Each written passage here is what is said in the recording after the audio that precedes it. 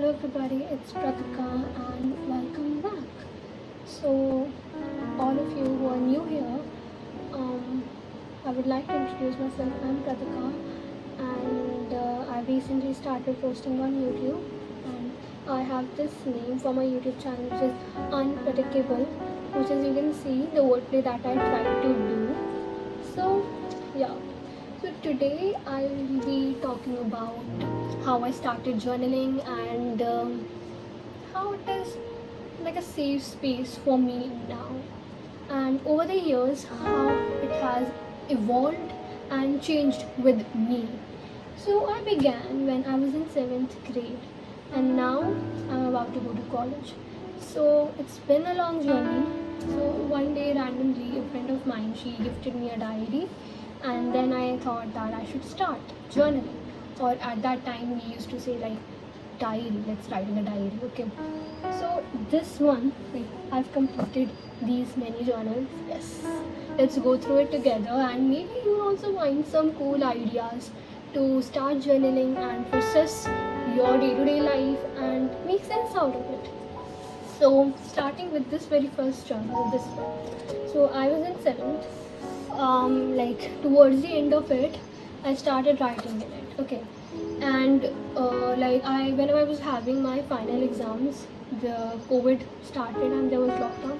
So I journaled everything through like the COVID and the lockdown. It's all journal. It's like my personal archive of my life. So in 7th, basically I used to write down summaries of how my day has been, like what happened at school, what happened at home. The general vibe, nothing deep. Now, when lockdown started, I got into bullet journaling. So those of you who don't know what bullet journaling is, it's like you make these trackers, these cover pages, these calendars, and like to basically organize your life, like making a to-do list to keep track on your habits, on your goals, on your aspirations. So here was it. It was very artsy, it was very decorative, and I really enjoyed doing it. So I would like to say that I was someone who was really into like creativity and all since I was a child, and it was a very nice way to get back to uh, sketching and drawing through bullet journaling. So I think this, yep, in 2022, so pretty. Like I have this, like you write every year. It's like 2022, so I wrote it, and every year I used to have a symbol and what it meant, and during that time I made another one. Okay, so like this is the cover page of February, and I had this pretty calendar. I used to write down stuff. It was really pretty. These are my habit trackers, and it was really fun, really fun. After going through this, like see this one, so cool. This is the 8th one, which is 2021. Then the ninth one, like the ninth grade, is this one. Okay. Then again, I was like same. I was going through bullet journaling, making very pretty spreads for myself. Then towards the end of the year, I felt like it was really important for me to also like what I'm feeling. So when I was in ninth, I started writing about my emotions, my feelings again. Not only the daily updates, but towards the end, I can see that I was switching back to that manner of just journaling. Then also I remember when I was bullet journaling, on the internet you see such beautiful spreads, such like neatly done work, and you think like why is my spread turning out to be like not so pretty. But I feel like over the years I've learned that journaling, it is not about being perfect or being something which is pretty. It's about like it should fulfill your need. If you're into bullet journaling, if you want to organize your life, bullet journaling simply can be done, like without it being so colorful and all. It can be like simple and practical. It doesn't always has to be like showy. Okay. Then when I was in 10th, I started writing about how I feel, about my emotions, what I'm feeling, and I used to make the cover pages of the of month. Like I used to make monthly cover pages and used to give one symbol for the month, and like what does that symbol mean. And at times I used to say like on this month what I really want to focus upon, and towards the end of the month I used to see that was I able to achieve what I planned to. Like sometimes in the beginning of the year you are able to, or in the mid when there is like some sort of chaos going on, then you do it. So in 10th it was like that. This is my 10th journal. 10th, yeah, 10th is here.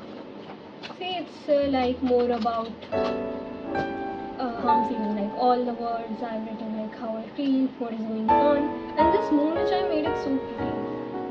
It's for the March cover page and so pretty. Then when I started 11th, it was main like also main thing was that when I in 10th when I was journaling, I didn't used to like daily write it down, like mainly it used to be a weekly dump for me. But back when I started in 8th, I used to come back and daily I used to write, like I used to write daily because I used to just summarize my day, like what happened. Then in 11th I started writing about again how I feel, what is going on, and it was a very stressful time, so I used two journals. Yeah, I completed two journals at that time. It was this one and this one. I completed these two journals when I was in 11th.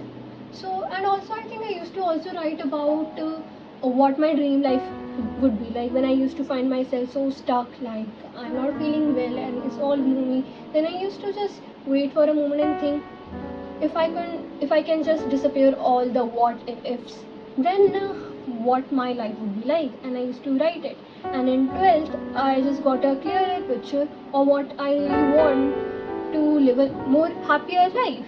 And when I started 12th, um, there were some pages left of 12th, so I think I also began with here. Yeah, so some pages were left, so I started off with this year about 2025, sorry, 2024. And in 12th I found out this great technique. What I used to do is, if sometimes you're so tired that you can't write everything down, okay, to make sense of it, so I used to make branches, like when you make a mind map, so you write the main thing what happened, like let's say the coffee spill, like whatever, and then you branch out like this and this and this and this, and you get the whole picture, like what the hell happened. Okay, it also gives a very nice insight of what your flaws are. Really, this technique of making the entire loop, it helps you so much. Like if you feel like something is continuously happening in your life, like anything, it can be anything, you find out your own flaws, like what are the wrong habits that you're doing, or your patterns, like without even knowing, subconsciously you're doing it. So it's a really nice way to like break it down. Of course, over like you can't just change it overnight, over a month, over 2 months, but acknowledging like yes, there's this problem and I have to change it about myself. Like change is uncomfortable, blah blah blah, we all know that, but I think taking small steps and acknowledging it is a great way to start. And now I have this beautiful journal with me. It's a new beginning is calling for 2025.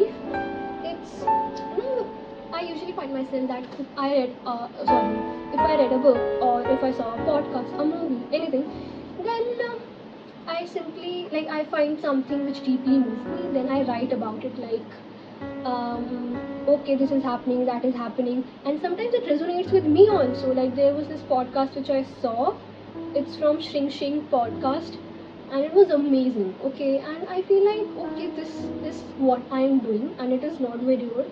Now it's time to change, it's time to evolve. Like all these years I've seen that how my journaling pattern is like being evolved, then so have I, and I think it is beautiful, it is magnificent. And in midst of this all, in 12th I also started this like for only my academic purposes, like 11th and 12th. I can't find the 11th one. I think 11th one I just did it roughly, maybe like on my phone, or yeah, I think maybe on my phone I used to make this spread on like notes app. But for 12th I got this journal and I used to write like what I have to do academically, where I'm lagging, how to keep up.